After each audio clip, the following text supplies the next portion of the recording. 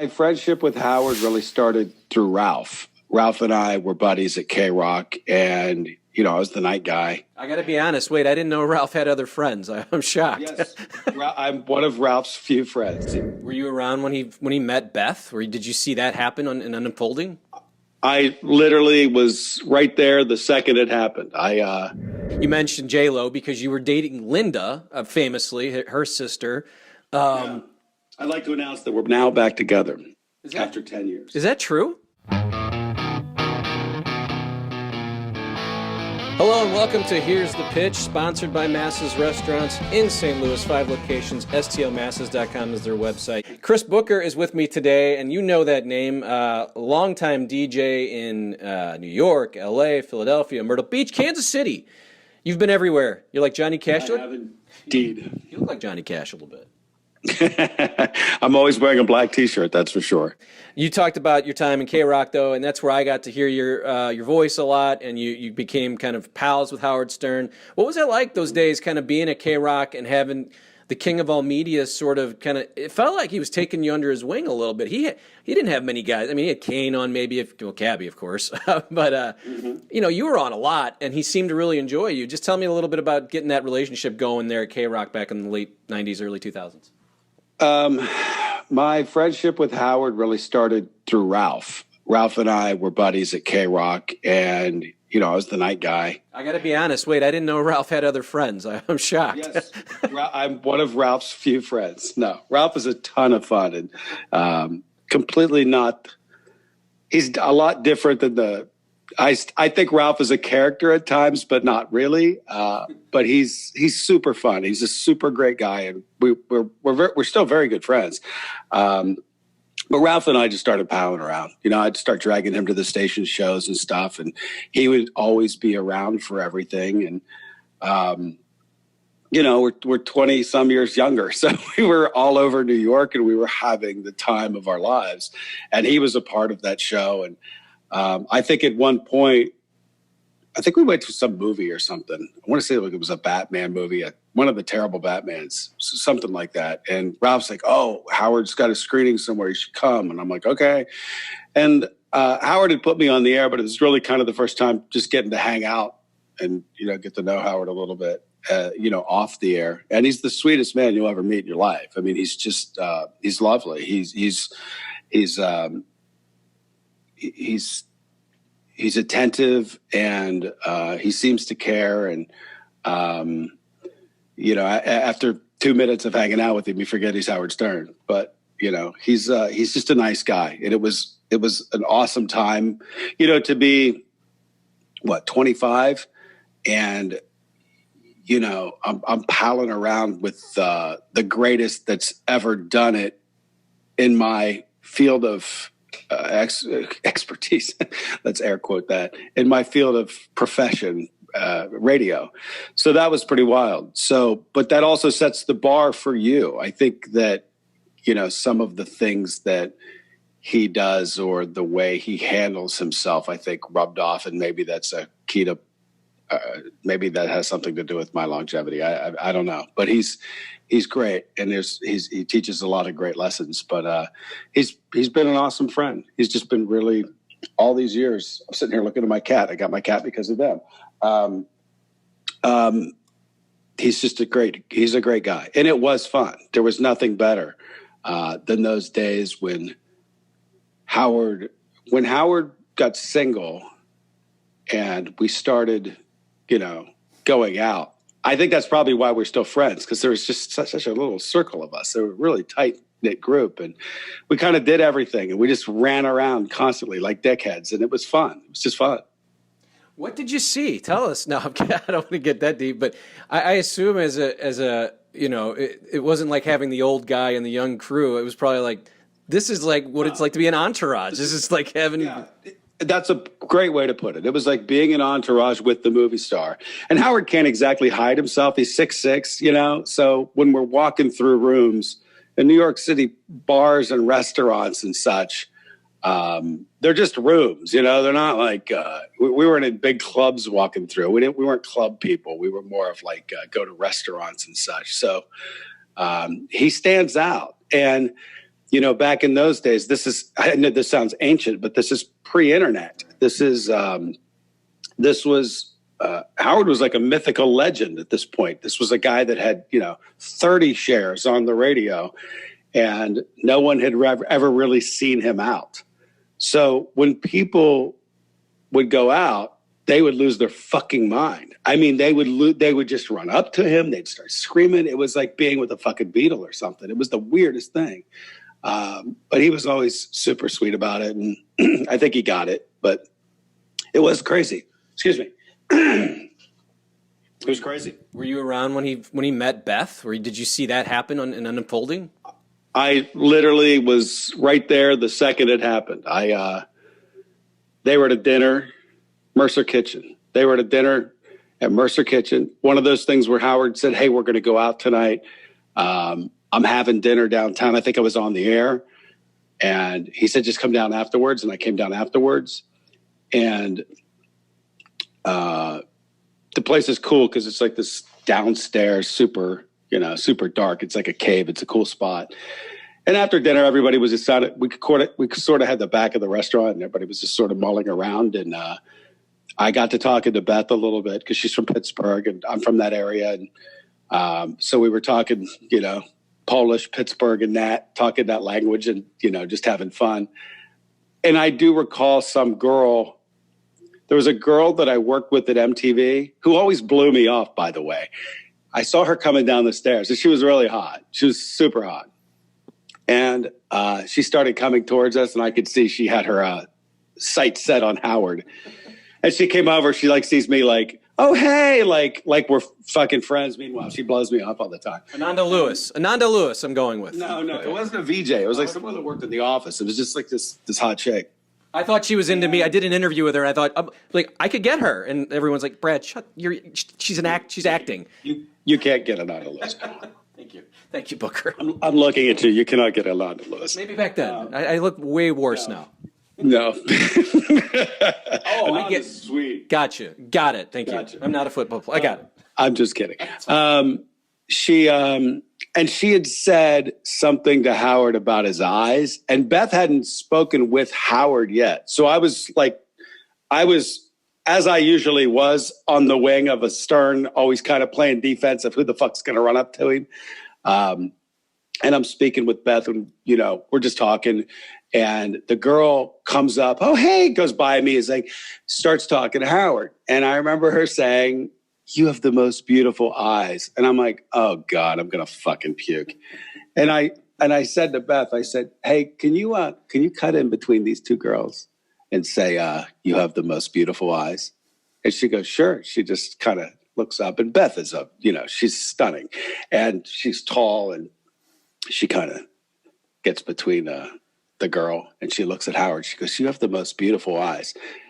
And he's like, "Really?" I'm like, "A girl just said this to you." He didn't even fucking get it. But I literally was there the second they met. Yeah. What? How was it? We went out. I was going to say, who's that crew? It's you, Ralph, Wayne Siegel? Was he part? I always heard that name. Wayne. I can't believe you know Wayne. It's the name from that era I'm thinking of. Yeah, Wayne's a great dude. He's a great guy. I still speak with Wayne every now and again. I think he got me a car, as a matter of fact. Wayne's a good dude. No, I don't even remember. I think it was one of those I just showed up to, and Howard was at a fancy dinner this was not my level dinner. I'm like the lower rung friend because this seemed like a bunch of rich people and a bunch of there's like a mob, right? Like Beth's there. It's probably somebody Howard knows and a couple of, socialite types that are kind of a big deal. I was not a big deal. I'm like, I snuck into this basically. I wasn't there even for dinner. I was there for drinks. So we could go to the bar. I think we went to it was like a club after that. And we show up at the club like at 9:00. I'm like, he's like, "Let's go to a club." I'm like, "It's fucking 9:00. There's not going to be anybody here. We're going to be the only people in there." And we kind of were. But then it starts to populate throughout the night. And I remember Howard with Beth the whole night. And they were talking up in the corner and just getting on great. And I do. Ralph, I was with Ralph for sure. It must have just been me and Ralph and Howard, and I think Beth came, and seemed like there was a few other people in the car, but I don't recall who they were. I do remember hanging out with Ralph. And then Howard came over to us, and I still remember Ralph saying, "Hey, don't go falling in love, dummy. You're going to ruin our great time." Because every door in the city was open for us. There was no place we couldn't go. We're like, we got Howard. Hey, we could come in, right? Without him, we weren't getting anywhere. Nowhere. But yeah, I mean, your turtle. I mean, it's just the greatest stories ever. It sounds like the most fun. That was like a 2-year period, right? 2 or 3. Oh, no, I don't believe it was that long. Maybe it was for him. I was, like I said, I was more of a tag along in those situations, but he'll tell some stories. Like he told a story the other day, a friend was telling me, and I was like, no, he told the story completely wrong, about me trying to get J-Lo to his apartment or something. Like he has 2 stories. There's 2 specific different stories that he's made one story. He's famous for that. But the story he was trying to tell didn't even happen the way that it happened. But there's a lot of, and there's a lot of, he's a showman. I'm going to make the best version of this story for the air as well. I still do that. I'm not even a showman, but I do that. I make stories up that you have to embellish. You mentioned J-Lo because you were dating Linda, famously, her sister. I'd like to announce that we're now back together after 10 years. Is that true? No. I just can't believe Ben and Jen are back together. That's what. Oh, right. So just tell us a little bit about having Howard talk about that relationship on the air. Was that difficult? Because there was a point where he's even saying, "Oh, Linda, Mom doesn't even like you. You weren't That's true. She did not. Oh, that is true. Okay. See, I thought that might be radio embellishment. No, I mean it was. Look, when your other daughter's dating Ben Affleck, and then the younger daughter's dating Chris Booker, you can see who she's going to like better. I don't blame her. I'm with her. I like Ben Affleck better. What was those days like being around all that though? I mean, did you get to be around that kind of Oh yeah, I mean, she was my girlfriend for 5 years, I think. So I saw, I was there for Chris Judd. I was there for Mark Anthony. I was there for Ben Affleck. I went through, I was, Lynn and I dated for a long time. It was fun though. I mean, we were young and crazy and impetuous, and we had the time of our life. That was a fun relationship. Lynn and I were kind of equals in our career and what we did. I met Lynn when she was working on a show with Kane on VH1. They were doing some sort of afternoon show, or maybe it was a morning show. I don't remember, but that's when I'd met Linda. And I knew Linda just from the radio, just from listening to her when she was on LIR and then on KTU. She was doing 10 to 2 at night on KTU when I was doing 10 to 2 at night on KTU. And then I just gotten on to MTV2. So we essentially had the same career going on. We were both in New York doing night radio. We both had gigs on VH1, MTV. So we were doing the exact same thing. We were already in the same circle constantly. And I guess just those days were so fun. Like if Howard was doing a show in Vegas, it'd be like we would all look at each other. We wouldn't even ask Howard. We'd just say, hey, we're all going to Vegas. Like, we're going. Even if we would see Howard or not, it didn't matter. We were like, this is a cool thing to do for a weekend. We never had a problem. That's when you know you're young. When you don't plan Vegas, you just say, Thursday night, 3 a.m, drunk out of your mind. Hey, Howard's in Vegas this weekend. Let's go. Okay.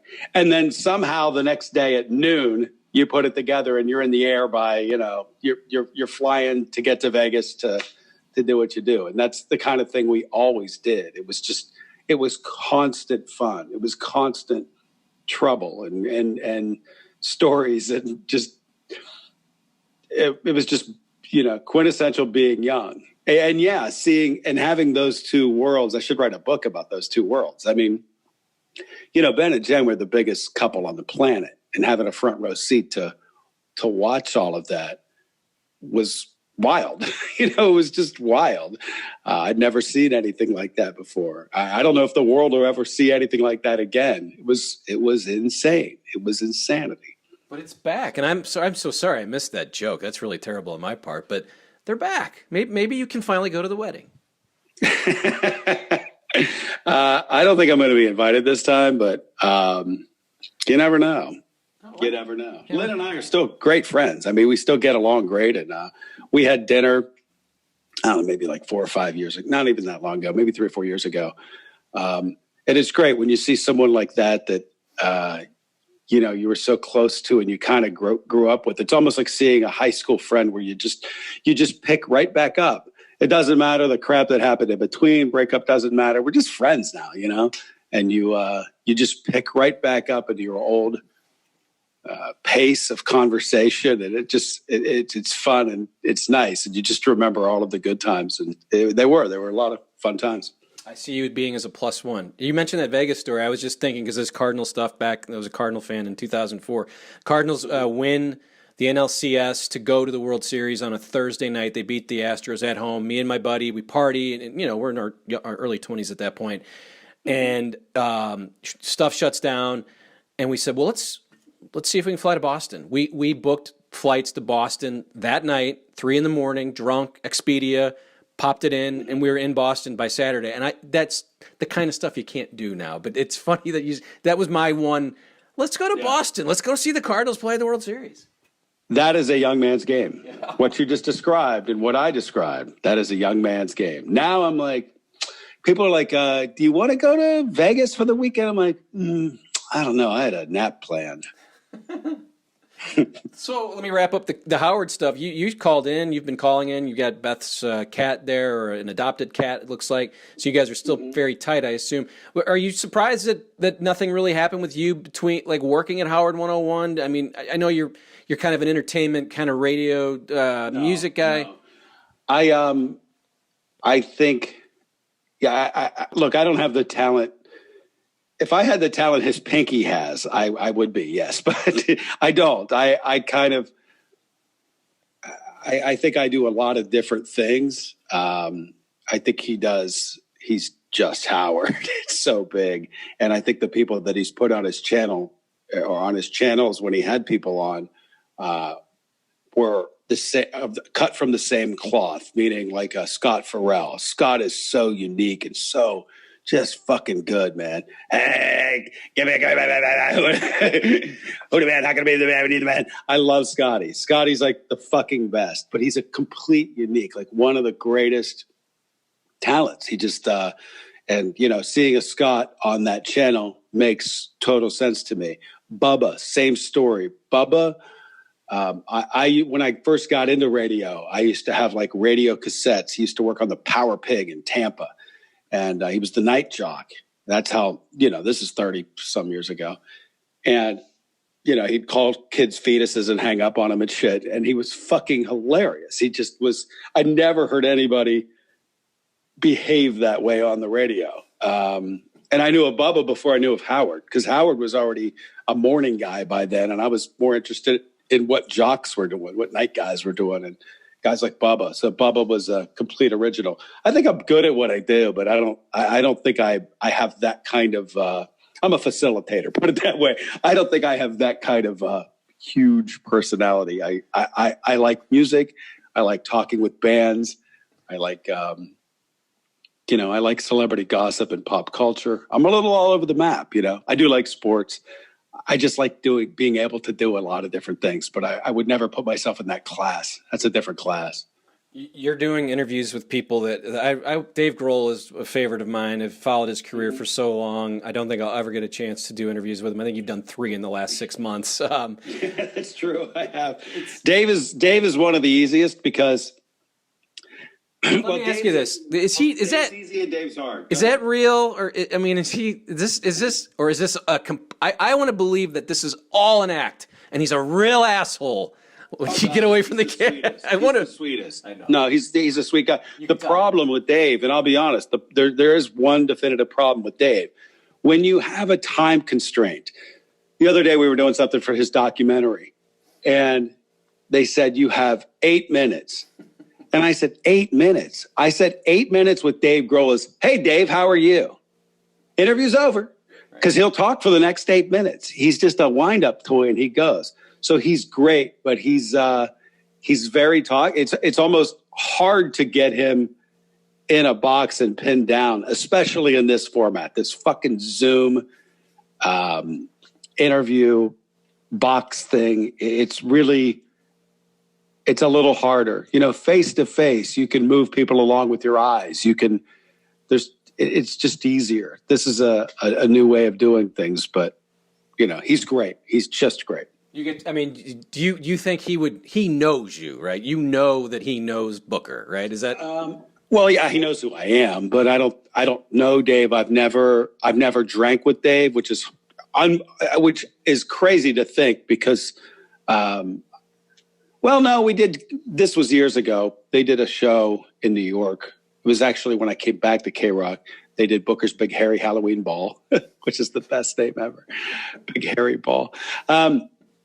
They did that show and they performed at like the Supper Club, and we went upstairs and did some shots. But I guess we did drink a little bit that night, but nothing to the point where we've actually sat down and really started, you know, just to pull away the microphones and just start to get to know one another. I don't know Dave that well. There's a lot of artists you do get to know that well, but I don't know Dave that well. I wish I did.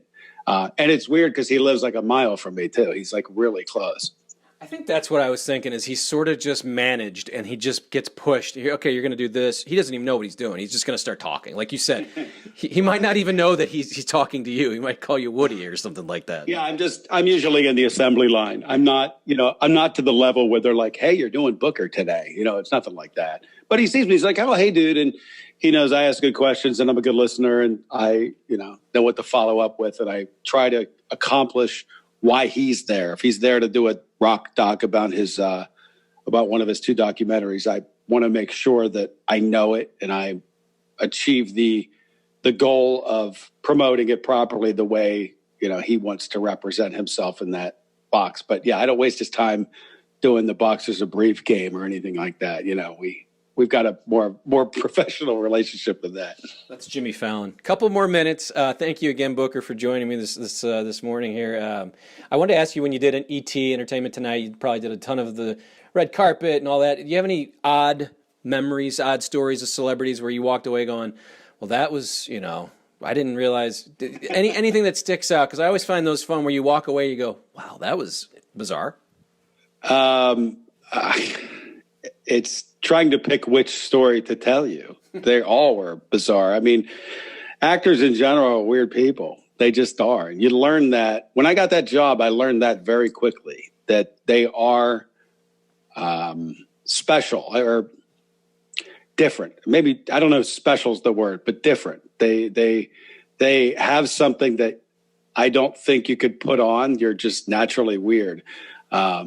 There were some greats. There were some turds. I love Tom Cruise. I think he's the nicest guy in the industry. I've talked about him many times. He's one of those guys that has to make the connection with you, or he's not leaving.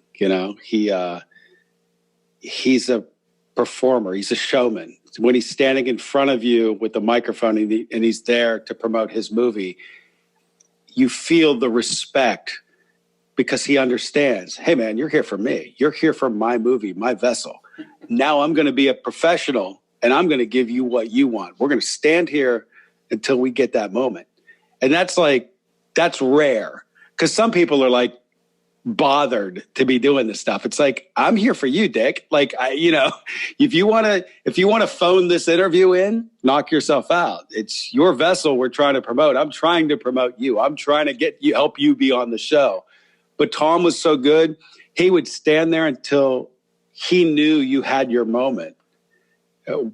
There's a couple examples of it, but there was once I blew something in front of him. He was being honored, and it was for like some autistic foundation. I forget what the fuck it was, but he was being honored, and I said, oh, wow, it's pretty crazy that Paul Newman's going to be here for you tonight. Like they did The Color of Money together. I said, that's amazing that, Paul's coming to see you get honored for this. This was in New York, and Paul doesn't live in New York. And he looks at me and he's like, Paul Newman's here? And I'm like, oh, fuck. He's like, I think that was supposed to be a surprise. You blew it, dude. You blew it. And he knew I had my moment. Now, what? Maybe he knew. He's Tom Cruise. He fucking probably knew. But he knew that was going to be my moment. And he sat there and he just, eye to eye. He's giving it to me, but it's with a little like, I got your moment. This is good. And when you're done, he's like, thank you very much. It always remembers your name. Now, that's one that, like, I could probably run into him at the grocery store. He'd be like, hello, Chris Booker. And you'd be like, how the fuck did he remember my name? I haven't seen him in 15 years. But he's one. He was great. Sharon Stone was another one that was just, I was at dinner one night and I was with some friends. This was at Sundance. So there's actors and fucking people everywhere. We're at dinner. And I hadn't even interviewed Sharon at Sundance. I think maybe I just interviewed her in New York or something. And I was at dinner, and it's like, I don't know, like 8 of us around a table. And I'm king of the dipshits at this table. Like I'm the, the talent from the show, and it's probably just producers and whatever. And so Sharon Stone comes walking in, and everybody, it's fucking Sharon Stone. Everybody's like, oh my God, here comes Sharon Stone. You know what I mean? She's walking by the table, and she locks eyes with me. And I'm obviously already fucking staring at her. And she locks eyes with me. She's like, oh, hey, Chris. And she comes over like, how are you? And she starts talking to me. And my first response is there like somebody she knows named Chris fucking behind me? It's almost like I'm doing one of these. Like, she can't be talking to me. I don't know her that well. I don't know Sharon Stone, but I've interviewed her a few times. And she sat there and she talked to me. And all my friends, she left. They're like, oh, my God, you know Sharon Stone? I'm like, no. I go, that's just how good she is. And she's delightful. But, yeah, there's good, there's bad, there's ugly. That's a pretty cool story. I want to end with, I don't talk entertainment on this ever, but I've been obsessed with the Friends reunion. My wife made me watch it. I watched Friends the first probably 2 seasons, not like sit at home and make sure I get home, but it was funny. It made me laugh. Then it became 10 years of a sitcom. But Matthew Perry, I've been just trying to see what happened with him and understand, because I feel so sad because he was so talented and funny. And just watching him on this reunion, I almost didn't want to see him. And on the flip side, I just can't get enough of Joey, Matt LeBlanc, just looking like he doesn't give a shit. And I love that, because they get this young Matt LeBlanc. He looks perfect. He's Hollywood. And now he's like, I got my belly out here. He doesn't give a shit. I can't get enough of just kind of reading about both sides. I feel terrible for Matthew Perry. I don't know what your thoughts, if you saw the reunion, any thoughts you wanted to give on the things that we've talked about here with Friends. Couple of things. I thought the episode, I guess it's just one episode, the special, if you will, on HBO Max was awesome. I had 0 expectations because I just want to see a reunion. I'd like to see another episode, see, what they would come up with. So I had no expectations. The bar was on the ground. I thoroughly enjoyed it. I thought it was a great watch. I thought it was great TV. I didn't even remember, like the pivot. I don't remember that episode. I was more of I remember loving the show. I just don't remember shit like that. It's disposable TV to me. So it wasn't that special to me. And I know a lot of women, it's like, oh my God, it's like the greatest show that's ever existed. And my girlfriend's got the t-shirt and the whole thing, and she knows every episode. But I enjoyed it. I enjoyed the special.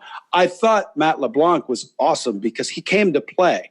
I thought out of all of the people, he would be the most flippant and say, I'm not really into this. I'm here for the check. But he was. And he articulated himself and his feelings very well, and I thought he was sweet, and I enjoyed how much he came to play. I didn't feel, when talking about Matthew Perry, I didn't really feel sad for the guy. I think he had just had some dental procedure done where his problem speaking wasn't a sobriety thing. It wasn't a slurring thing. It wasn't any problem. I think he had implants just put in. So I think he was having a little problems navigating his mouth a little bit. But I thought there was something really telling that he said when he was talking about how he always had to get the laugh and he never felt good about a scene, or he obsessed over every little thing. And I thought that was, I don't know if it was sad. It bothered me that he didn't know how good that he was. And he was so good. Like his timing was just impeccable on that. All of there. I mean, that's why the show, it's an ensemble greatness. That thing was amazing. That was the only thing that sort of made me sad. Not the way he made $2 million for sitting there for an hour. They're making $20 million a year off syndication deals. They're fine. He's fine. Everybody's fine. I guess he probably had some sort of pill problem or something. I think he's by it. I think he's actually sober now, so good for him. So I didn't feel sadly for him. It just sucks that, you got that show going on, and then everybody's like wondering, is he okay? And he's like, I'm fine. I can't talk now. Yeah, I've had some tough times, but everybody's had some tough times. So maybe that's what I was sad about, that you had to start wondering, okay, I got to Google what's been wrong with him. I haven't followed him. So when I watched it, I'm like, what the fuck? No, he was, I'm more sad that people are just thinking things that, about him. But I think he's sober, and he's a talented guy. I hope if he has some sort of battle, I hope he figures it out. They all seemed lovely on the show. Great show. It was fun. I will say, yeah, as a TV producer and not looking forward at all to watching it, it was fine. There's nothing else on. There's nothing. Listen, if there's nothing else on, watch the Friends reunion. That's where we are in society. I'm at the end of Netflix. I'm at the end of all of the pay channels. I've seen it all. That's right. Mayor of Easttown. I'm watching that now. It's great. We're going to try that. But what I was going to say is that I like that they tried things. All right, let's do a table read. We'll have them reading the original scripts. We'll have them sit in the actual set. We'll have James Corden. So it's not just 2 hours of, Yeah. I thought it was really. But wasn't it great when they were doing the table reads, and that's when you see how talented someone is, when they were, 20 years later doing the table read with almost the same inflection and emotion, and it matched up with the screen, and just how they delivered those lines. And it was Kit Harington. Kit Harington that said, was it Kit Harington that was like, these are just words on a page. Like, look at these words on a page, pivot, right, this, that. And him breaking that down for a layman, it's not an actor, breaking down how genius they were by turning just those plain words into something that's just part of Friends vernacular now. It is impressive. And that's what I found so cool about that show. See, I could join you and Perez Hilton maybe one time. We could.